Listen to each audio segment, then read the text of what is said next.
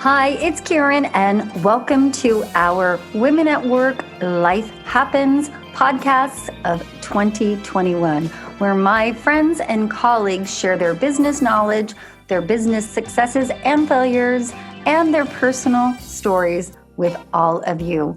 Our goal in every podcast is to educate, inspire, and most important, to be authentic.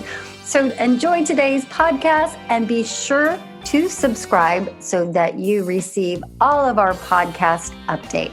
All right, bye for now and enjoy.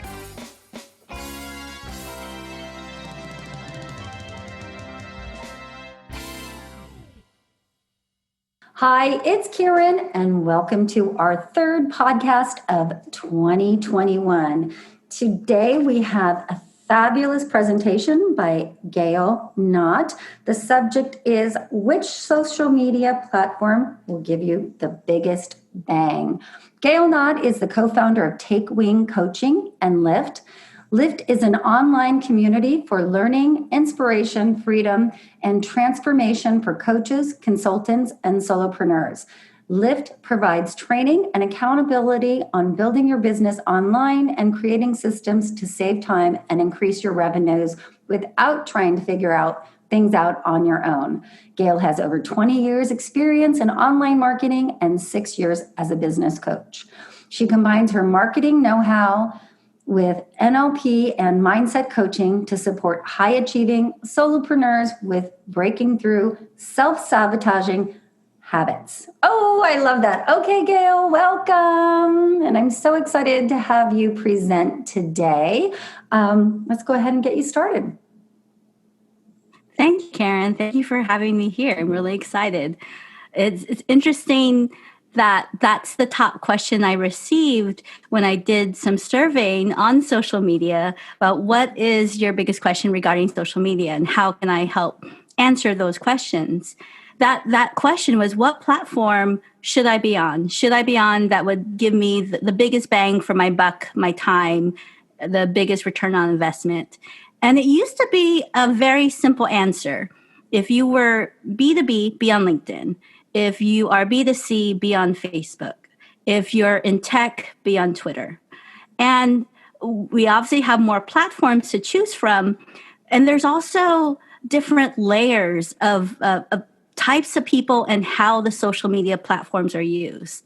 So now I would recommend, if we're thinking about, if I were to just choose one social media platform to focus on, and I do recommend that for solopreneurs. I mean, it's us doing everything in our business. So we don't necessarily have time to be on every single platform, or may not have the budget to hire someone to be on those platforms for us. So I do recommend choose one and dive into it. But how do you choose that one? I often just ask them which platform do they enjoy being on? Because if it's you doing the social media posting and you think LinkedIn is a bore, then we're going to relate boring to me doing social media. So I don't want to do it. And that's a self-sabotaging habit right there. So if you find Instagram fun, then awesome. Let's go with Instagram and just relay it to and transform the strategy so it's more effective for your business. Karen, we were talking earlier about how you're growing this amazing network of women in Marin and Sonoma counties, and I'm so glad to be part of this network. And you mentioned how you're on LinkedIn and Instagram, right? Right. And you are getting new members through Instagram. If you were to choose just one platform, what do you think about if you had to just focus on one? Would you go all in on Instagram? I would have answered that differently 6 months ago. Mm-hmm. But if you were to, since you're asking me that today, I would definitely say Instagram. The difficult thing about Instagram is I find you have to post all the time. And so LinkedIn, I find that I still have a following, or, people comment or like it, or even if I'm not on it on a daily basis, let alone a couple times a day. So that's what I like about LinkedIn. and I think LinkedIn has long-term value too, so I will continue using that. But honestly, I think Instagram has been a fit for me more recently. And if I could give one word of advice, and I just posted this, I think a week ago, is don't wait until your video is perfect or your post is perfect. Because and Elaine, I'm sure Elaine's listening to us right now, and she's a video specialist, but it's just too hard. You'll never get going if you don't start posting. So, and I think Exactly. Instagram's a very forgiving platform. And correct me if I'm wrong. Yeah, exactly. I think you hit it on the nail there, is you can utilize the services of a video performance coach and do your postings, because you'll get better each time. You've got the guidance of a specialist and you're doing it on your own. And like you mentioned, Instagram is very forgiving. So you also mentioned how it feels like you have to post a lot. That is a drawback to Instagram, especially as you grow your audience on Instagram, and they're in turn growing who they're following. They're growing the number of people they're following. That the frequency of posting is important. You'll want to post at least daily on Instagram. A way you can get around that, if daily posts on Instagram is just not doable, do a daily story. And these stories are those short clips. They're disappearing. They only are around for about 24 hours. But what's great about stories is that they show up at the top of the feed for your followers. And if they engage with your posts, your story will show up in the beginning of that row of stories at the very top. So that story can be a behind the scenes of what you're working on right now. It can be, maybe you are working on a polished video for YouTube, and you could do a little video of your setup, or you could do a video of, here's the outline of what I'm going to talk about. And when it's live on YouTube, be sure to subscribe on YouTube and like the video. So you can be engaging on Instagram or post more frequently on Instagram, but you could take advantage of some of the features that have. And I am with the real videos you mentioned. People gravitate to those videos that do feel more real and authentic. I think we're hopefully done. At least it doesn't show up in my feed because I don't follow them. I don't follow any Instagram models unless they're like the real body women. I love them. I love body positivity women. I'll follow those models, but I don't follow the women who are 20 years younger than me in the tiny little bikinis. That doesn't inspire me. So they can have, because that's their business. They are a model. They're going to have a perfect shot. And just remember, they didn't Photoshop it because it's on their phone, but they basically altered that image so much that it's not really a real picture anymore.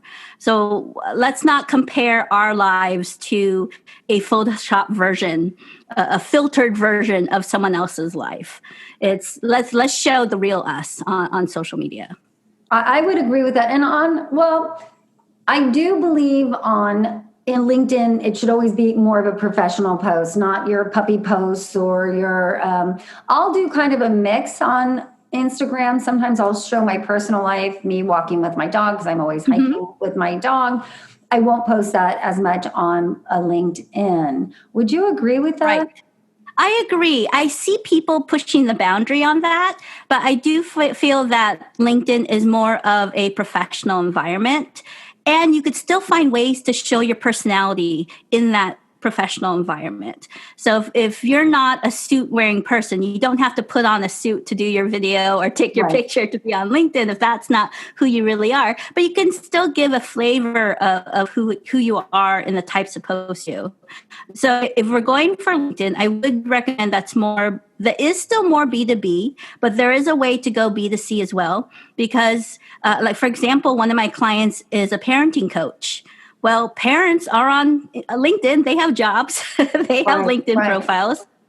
And on LinkedIn, we just highlight more of his PR and media opportunities.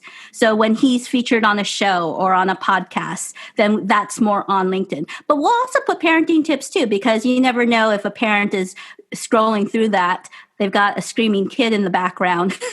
Maybe that will we'll connect with them. And we're still testing to see if we get any response to that, but we'll definitely post about his professional opportunities that he has in PR and media on LinkedIn.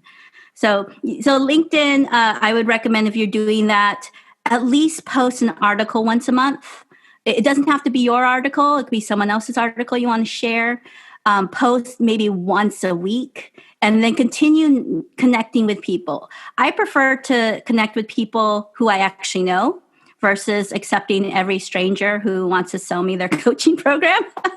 That's a great point, and we're getting a little off topic, but why we're here for, okay. Why don't we take a minute to do this? Because I'm seeing heads nodding, and maybe on LinkedIn to build a following, and I want to follow others too.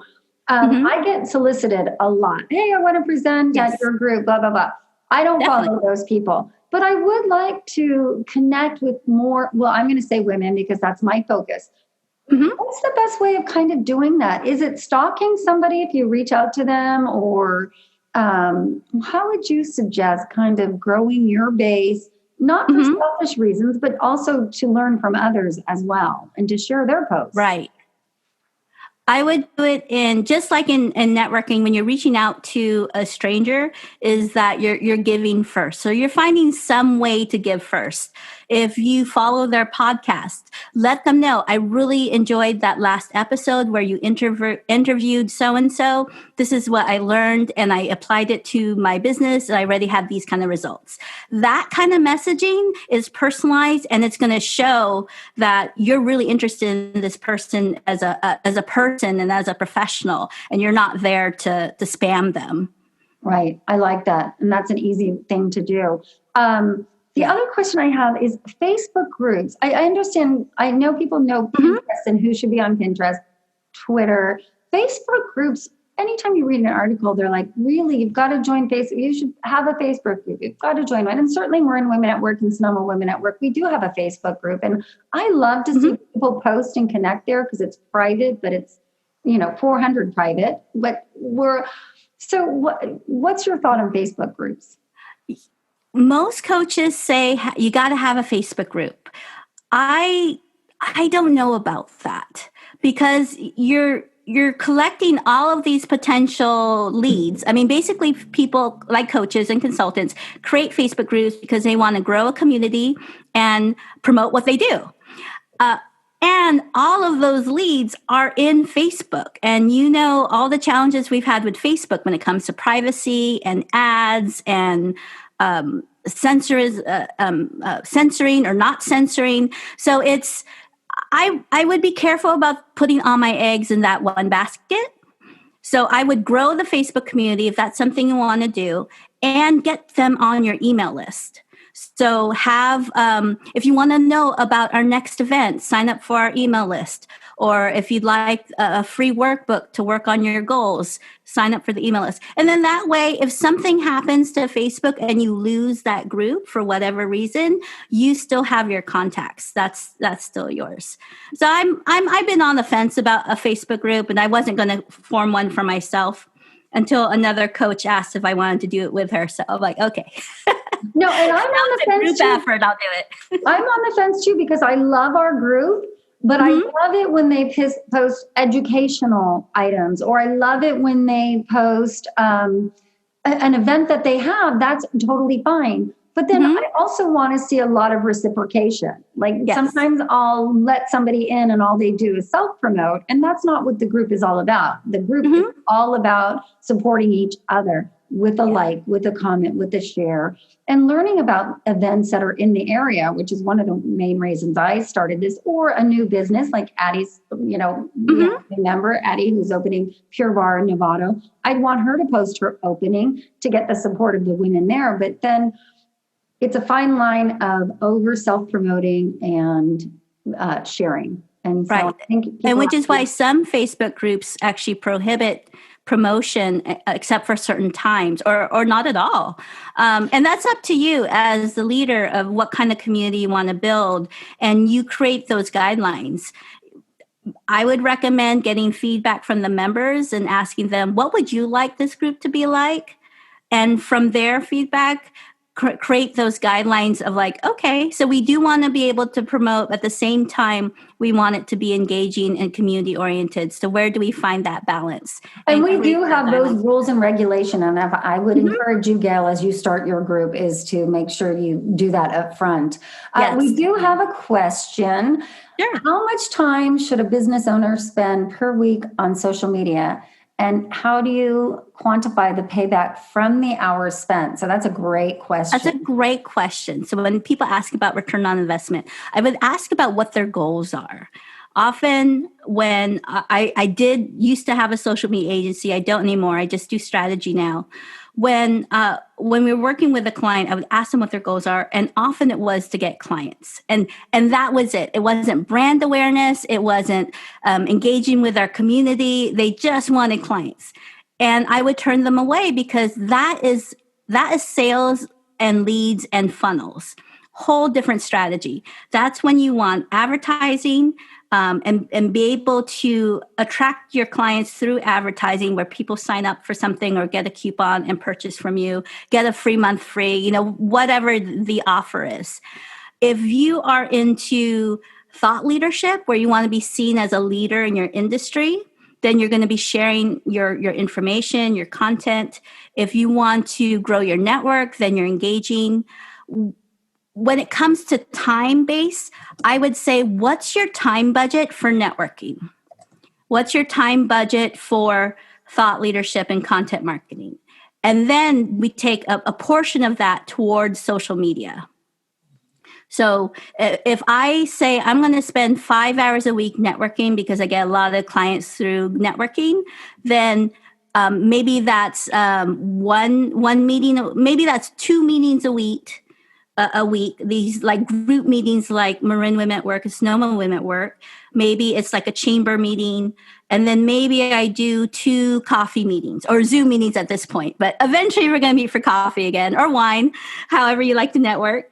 So maybe it's 2 of these one-to-one meetings, 2 of these group meetings, and 1 hour I'm going to do for follow-up. So follow-up is email communication.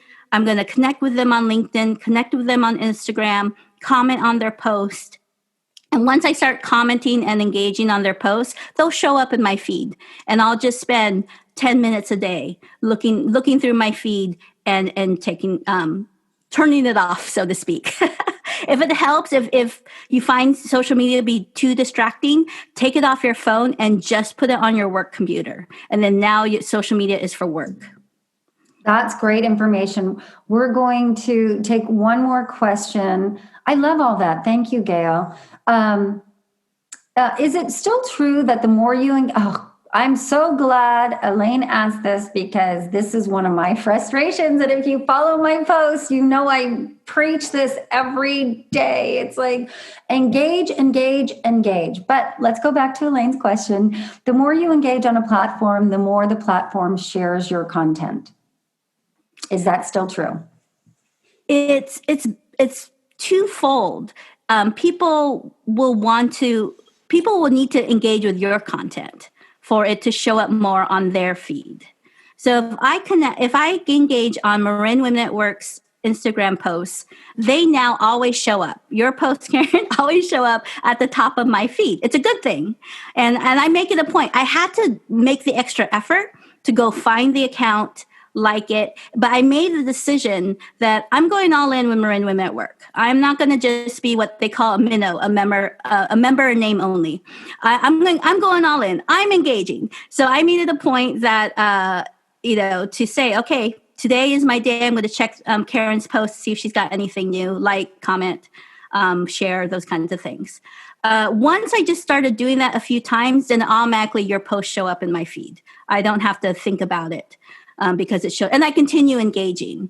So it helps to have that kind of community where we support each other that way. I think, Karen, you've done that several times where you get us together and say, okay, let's like each other's posts, let's engage, let's share. And it's a great way to support each other because then it increases the views and reach of our posts. there's also things you can do so that your posts are engaging. And I mean you as a general you. So you can ask a question. You can say, hey, please share this to your stories, or share this to a friend, or tag a friend who can use this today. So there are things you can put in the post to encourage people to like and share, because it's not necessarily a natural habit for most people to share the content. And what I can say in answer partly to the question is I always encourage you to not just like somebody's post, but post a heart, and I know they say don't do that, but if you look at everybody's now is asking for a heart, asking for a hand, what that does is it really does support that other business owner. Because I found that Instagram, especially now that I have more engagement, it's totally helping me build my following. So please engage with your friends, engage with the businesses you want to support. But I think one of the questions and we're going to have to wrap it up shortly, but one of the questions is, does your engagement have anything to do with Instagram, or even LinkedIn, any other platforms liking you any better? And by liking, I mean helping you post more. Not necessarily. What my strategy is when I am reaching out to new people to follow, I look for other coaches on Instagram. That's my sales strategy and my networking strategy. Is I look up hashtag life coach. And I find these people with very small followings, because to me, that shows that they're probably newer in their business. And I'm really good with people who are less than 5 years in their business. So I reach out to them. I like their posts. I comment. And it's very authentic. If they post something that doesn't jive with me, I don't follow them. I don't. I don't like the post or anything. But if it speaks to me, I'm like, oh, this is really cool. I like what their stuff. I'll comment. I'll message them. I'll let them know what their post meant to me, or that I shared it with a friend. And when the opportunity is right, if I have an offer, I'm going to message it to them too. I'm going to say, just to let you know, I saw that you were looking to do this. I actually help coaches do that. If you're interested, message me. And I have gotten clients from that. All right. Well, that's a whole heck of a lot of information. I mean, we could do this we could do a podcast every week on social media. One, it's changing all the time. And two, there's just so much out there. It really is. But I want to thank you for your time, Gail. I also want to say, again, like, comment, and share. Mostly comment and share if you really want to support another person in business. And that has helped me so much in building my Instagram following. But I want to make sure that people know where to get a hold of you. Of course, Gail is on our Marin Women at Work members page, marinwomenatwork.com. But share your contact information with our listeners so that they can reach out to you directly and get more information or schedule a time with you. Sure. Our website is takewingcoaching.com, and I'm Gail Knott on all the socials. I'm most active on Instagram, and Instagram. That's probably the best way to get hold of me if you like to direct message me. Okay, fabulous presentation. So much information. It's like, I want to keep talking, but I know you have to be somewhere else. So I'll wrap it up this time, but we'll have you come back. And then you can get a hold of us at marinwomenatwork.com, sonomawomenatwork.com. And on LinkedIn, it's Karen Killian. And Instagram, it's Marin Women at Work. All right. Thank you, Gail. You are a rock star.